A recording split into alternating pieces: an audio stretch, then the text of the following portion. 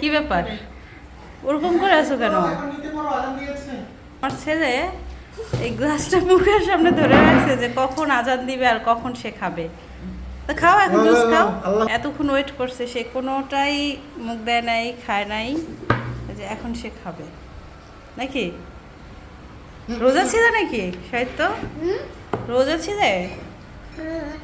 হ্যাঁ তাই খিদা লাগছে, অনেক সময় ওয়েট করছে না, কোনটা রেখা কোনটা খাবে আর পেতেছে না। এটা হচ্ছে ধৈর্য শিখানো।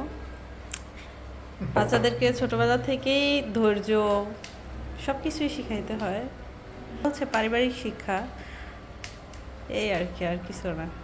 আচ্ছা, তুমি আগের ভিডিওতে বলছো আম্মি শুধু ঘ্যান ঘ্যান ঘ্যান ঘ্যান করে, সত্যি কি আম্মি ঘ্যান ঘ্যান করি? আরে তুমি কি এখনো ছোট নাকি?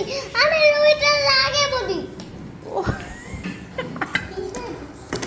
এটা লেবু পানি খাও, কেমন? চিনি হলে ভালো হতো। মা তো চিনি খাই না, আমি আর করবো না, ঠিক আছে? আচ্ছা একটু হাসো।